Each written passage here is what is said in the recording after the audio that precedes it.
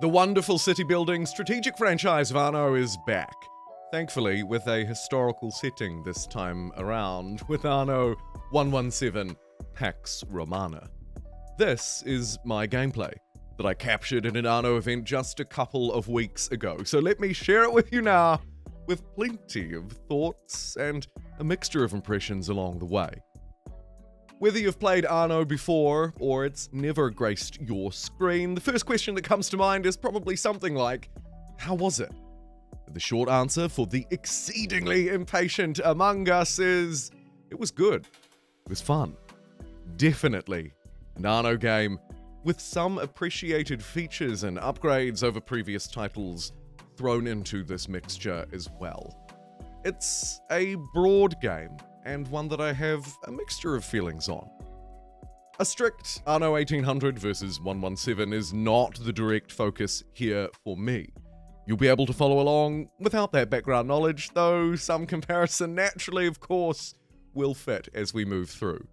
With handy little time cards down below for each section, let's begin with the gameplay. The core element of any Anno game, I believe, returns here with a clear focus on gathering resources, loading and leaning into an ever-advancing supply chain. Trade, production, and town or city building drive the core Anno 117 experience just as you might expect, seemingly delivering more than base versions of previous Anno titles, though my experience with the futuristic version, granted, is very limited. And while I do have some criticisms, both small and large, the game generally played very well. It felt very good to play.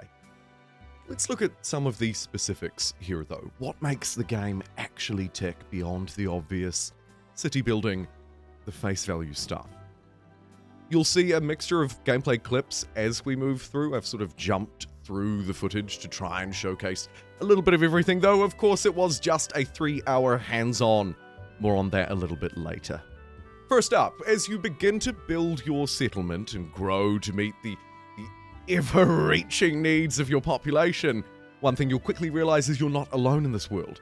As a governor, you are outranked by the emperor, and I believe there are sort of two options for this: a traditional male emperor, and then a sort of more working in the background female protagonist, I want to say, though that might not be quite the right word. Either way, this person will be your boss. You'll probably be following orders from them as you grow and develop. This choice, the choice of who you support, I believe will impact both the story and how your objectives play out, though that character is not the only one. You'll create your own one, picking a banner and a color and choosing from, I think, about 10 or 15 different options at the beginning, and you'll come face to face with many other characters, whether they be other governors or perhaps, as you'll see throughout the video, events from the people who actually live in your settlement. Many of these people will be advisors or adversaries, and the dealings with them will take many different shapes and forms. How to rule, how you deal with the issues and bounties that are presented up sort of around your province, but also stretching beyond it in this singular map. Beyond anything else, they provide a much-needed opportunity for a cash injection. Money is tight, though the customization options in this game are perhaps much more plentiful than they've ever been, particularly in a base version of Anno. This injection of both storytelling and diplomacy is a welcome addition, and a fairly familiar one. I didn't find it too distracting or overwhelming, though it's probably important to note here that the gameplay is from just a 3-hour recording session, as I mentioned earlier, in Rome, put on by Ubisoft, presenting to me two obvious limitations. First and foremost, my little peanut brain may be swayed by attending that recording event. And secondly, and maybe more importantly, I hope I'll prove to you throughout this video, Anno is a game that requires more, full stop. It requires more than just a 3-hour session, and that's probably a good thing. Thankfully, hopefully we can look past those limitations, particularly because I've gained access to the closed alpha, beta, whatever Greek decipher is being used here, so I have a much greater chance to build a view. As you begin to expand, starting with the base, sort of the peasantry population, Their supply chain options somewhat limited. You'll reach out, get your civic buildings like the market, maybe produce some tunics, meeting their basic needs. And as you begin to farm or produce more goods, your settlement will naturally grow. And this is where that city building, that town building element will come back into force.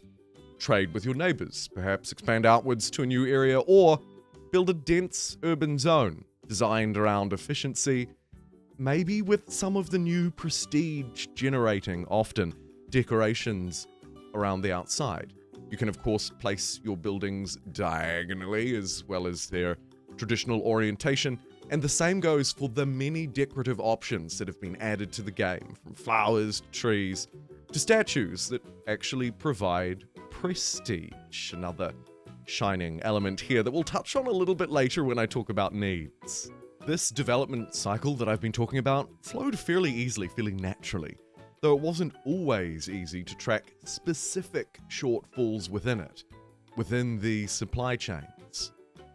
On those chains, and the economy more broadly at Anno 117, 117, 117, nomenclature escapes me, but the game delivers a somewhat expected, nonetheless tough economy. Aside from the large windfalls of cash awarded from those events, those diplomatic demeanors adventures that I talked about earlier, money seems very tight. This is at least true early on. Looking around me at the event, I also, not to throw too much shade, but I didn't see many people operating even close to a budget surplus within the first few hours of the game. I'm sure there were some shining stars there that just weren't seated close to me. Some standout money makers, like the All-Star Bakery building, do help to balance the books with their cash per population within radius. Here, again, there's sort of also a little bit of an internal conflict.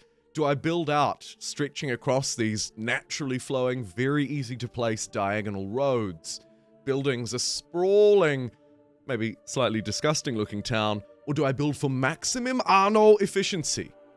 This is a question, one that you will grapple with too, should you play Anno 117. Aside from the core basics of this city building, strategic economic simulation experience, much of Anno's advancements or benefits lie behind some of the other systems that heavily play into it. Faith and technology. Faith emanating and convincing citizens nearby to its building, the first building you'll get fairly early on. Aim here is to reach higher and higher follower counts. The more people who are near these buildings, the more people following your faith, the greater benefit you will receive. The choice, and boy, it's a choice, of which faith to pursue is entirely up to you. And these deities, all pulled literal, if not a little thirsty for my liking, gasps from the room as they were revealed to the lucky players of Anno 117. Aesthetics aside, it's a mechanic that I was only really able to touch the surface of. The depth went beyond the limitations, my limitations, as well as the limitations, the time ones, of the playtest. I think we can expect faith to play a big part in this game, and naturally, probably, be an element of conflict here too, right? You're not just trying to build your economy, but also build an ever-growing faith to worship a hot-ass deity. Research and technology, similarly. The impressive, revamped new technology tree really does deliver exactly what you might expect, with some flexibility and a lot more depth than I might have thought. It's another feature that I was sort of barely able to grace, if I'm honest. There's a lot more depth here than the early playtest can deliver, though rest assured, there'll be more gameplay to come when I can share it. Thankfully for the technology tree, much of its details, as well as its scope, are generally on show. There's a bit of mystery here, a bit of stuff that's hidden, a bit of intrigue, but I think looking at this footage, I tried to spend a bit of time mousing over different options, studying the technologies, so you can do the same here too, if you're interested. You'll begin researching these advancements after you've found the first technological building, the first research building. You'll need to build a few foundations to get online, but if you've played an Anno game before, or it's not your first rodeo, it really won't take all that long to start producing research, to start building on these techs. And all of these advancements that I've talked about, the economy, research, faith, obviously, city, building, well, all of them come together to meet those needs of the many classes of population that you'll have in your city. Talked a little bit about them at the beginning of the video. Let's take a closer look now at those needs, because these needs will shape exactly how you play. Many buildings in Anno can produce either a positive or negative area of effect, sometimes both. Of course, impacting the populations who live nearby, maybe providing them with their goods, their yields. This is really important because there are 8 categories, 8 attributes that you need to meet. Population, income, belief, that faith, knowledge, the technology, as well as prestige, health, happiness, and fire safety. Now, much of these are fairly straightforward. Build a building that puts out fires to keep fire safety in line. Build more houses to house more populations. Some of them, of course, are a little more nuanced. Take prestige, for example. This one relates directly to the aesthetic improvements that you may see me place throughout this video. Things like statues, giant pillars of flame, decorative features, designed to build and bolster the prestige of your area. Not the only way to do it, of course, but one way, and one fairly easy, if not very satisfying and fun to play with way.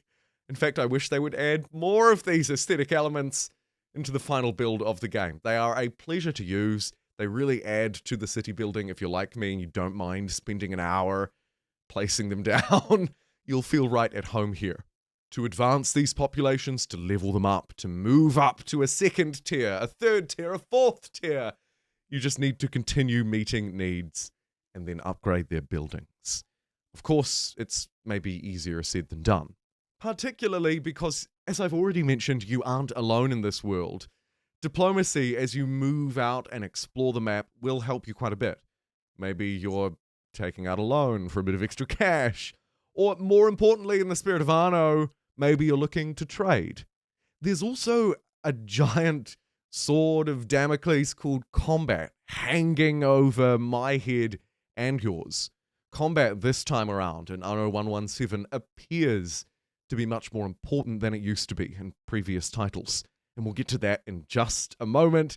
I thought I'd quickly mention it here though, as we're talking about needs, for at the very least your defensive power will be a need. Briefly here though, I put out a poll looking for your opinions. Thank you to the people who responded to that. And also thank you if you're subscribed to my channel. Did you know 100% of people who've watched this video are either subscribed or not subscribed? Please ensure you're in the right camp there. Moving swiftly along, let's talk about the setting. It is obviously Roman. You can surely guess the year, 117. And I really liked it in general. I'm a history fan, and the game feels like a reasonably accurate feeling Roman setting, and generally one that is quite beautiful to engage with. It is, likely to the ire of some, not a perfectly historical accurate simulation though. Important to mention here, it takes some creative liberties. I believe it's intended to be more of a Roman setting, a sort of a fantastical, if not more inspiring one, than a strictly the year is 117 and this is a simulation. That being said, it generally does a very good job at capturing that flair, and clearly there has been a great deal of attention to detail put in to the many details throughout the game. The starting region that I'm playing with here, at the time of recording, seems to be just one of 2 total maps to pick from. The maps themselves are fairly large, however at the beginning of the game it seems quite limited. This one is based around Rome, positioned exactly where Rome is on the broader map of the European region that you can zoom out to. Animations are very cool. I believe Latvium is its name, Iliadunum, maybe the settlement specifically that I'm building here.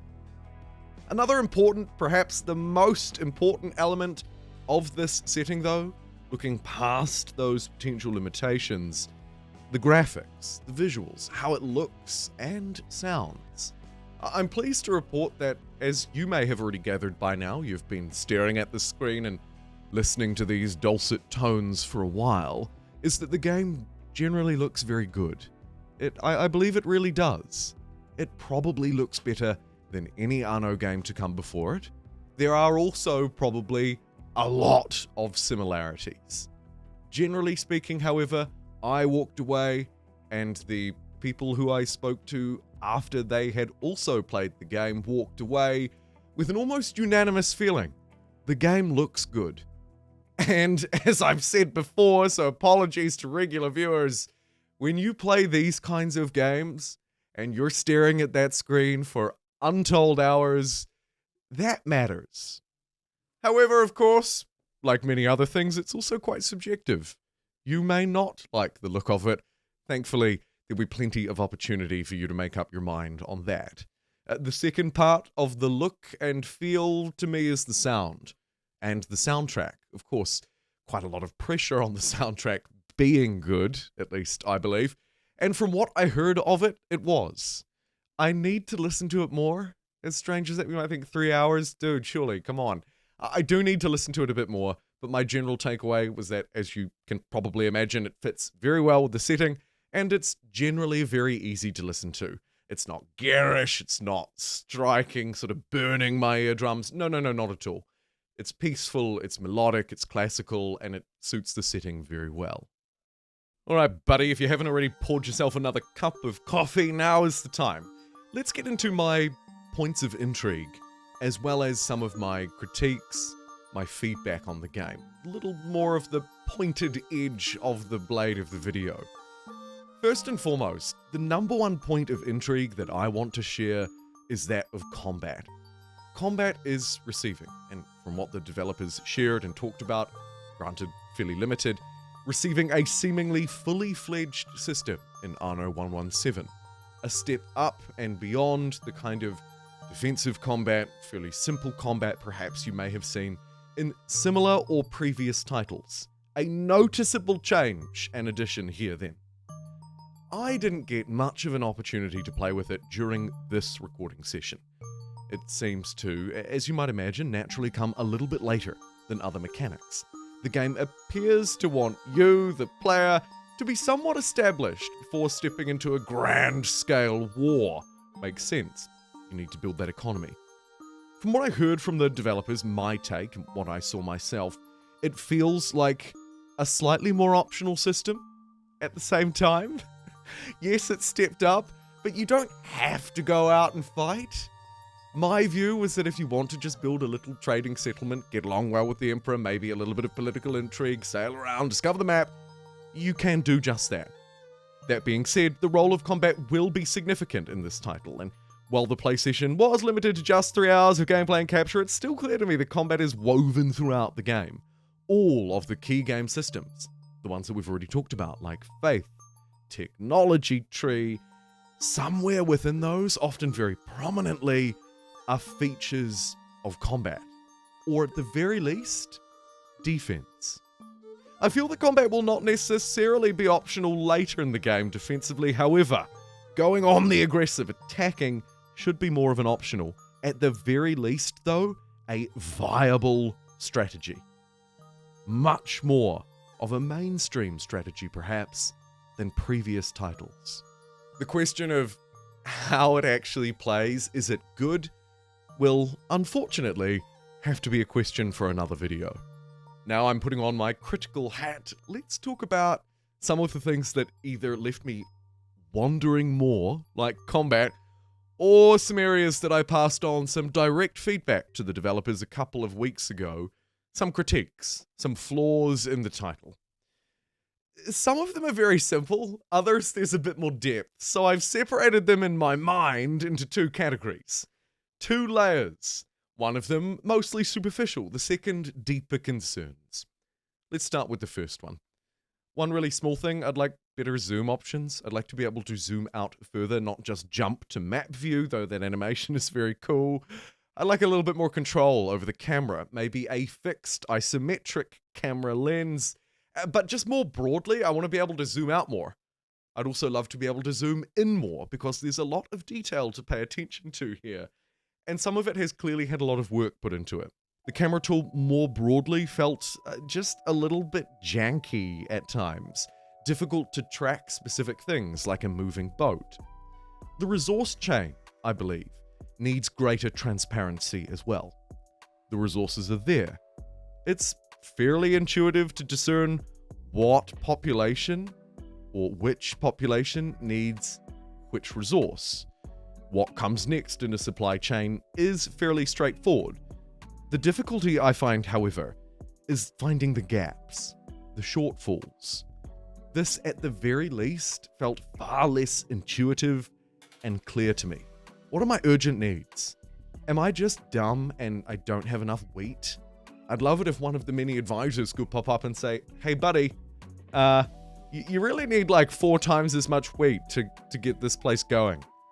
That would be a nice, gentle nudge, and I feel, particularly for newer players, less experienced, maybe even just everybody, might be a good way to help Anno feel more accessible and to give people a push in the right direction for a game where it really does punish you economically.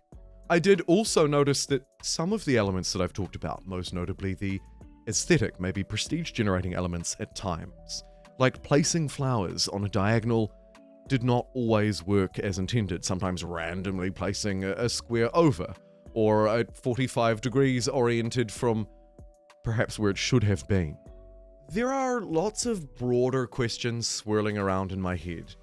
The 1 starting region, perhaps the game will actually launch with 2 because they did heavily tease, though didn't reveal too much about a second one.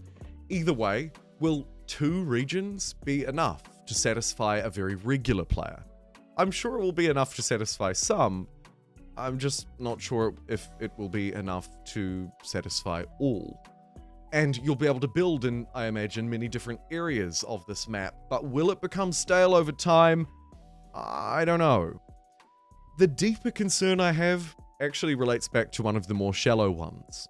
The fact that those resource chains need greater transparency is not just a high-level, whoops, I wasn't making enough wheat, let me make some more, than it may have felt to me. I'm concerned that there is a distinct lack of ability to determine where the shortfalls are in my city.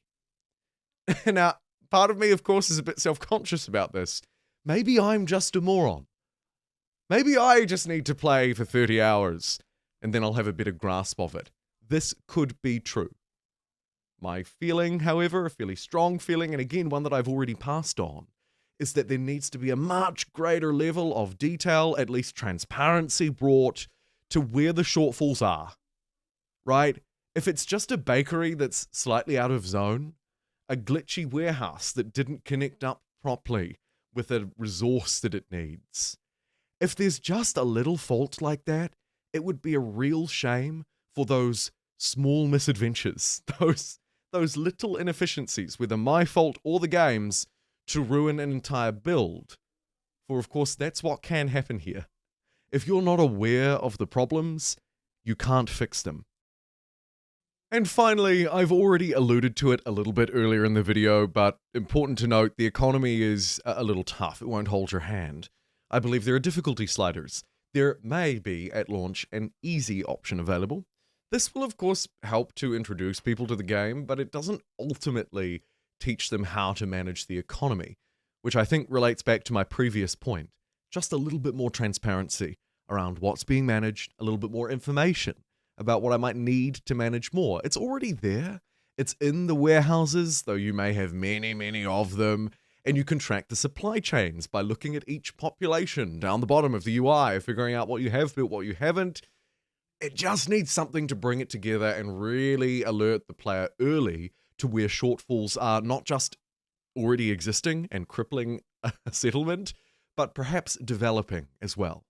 The economy is tough, somewhat unforgiving, very familiar to anybody who's played Anno before, however. And that kind of rounds out my points of intrigue and my critiques section, which brings us nicely toward the end of this video. So, to conclude, and good God, you probably feel like I've been talking your head off over wine and pasta for hours. You're gonna need to pop back to your home and take a couple of paracetamols, but don't worry, we're just about done. My conclusion was, generally, I really enjoyed my experience with Anno 117, with Anno 117. It's a very enjoyable game. It looks great, it sounds great, the new additions to aesthetics, the detailing, diagonal builds, all of naturally flowing roads as you build them, all of this comes together to build a really satisfying groundwork. And I can say, without a doubt and without a lie, that my somewhat early experience with this game has absolutely piqued my interest in what's to come. What more does it have to offer? What is it going to deliver when it launches later in 2025? And as you've probably picked up by listening to this video, I still have some questions. There's more depth to uncover here, as you might expect, being an Anno game. Thank you very much for joining me in this video. This maybe not so much of a whirlwind look, but a deeper look at my experience with what I think is shaping up to be a very enjoyable city building strategy game in Anno 117. Let me know your thoughts down below, as well as any questions you might have. I am currently actively playing the game as part of the closed alpha, beta, gamma, whatever test group. And so I have the opportunity here to build on these opinions, to add a lot more depth and detail to them, and I think that that's something I'll do. Thank you very much for joining me. Have a wonderful day out there. I'll see you next time.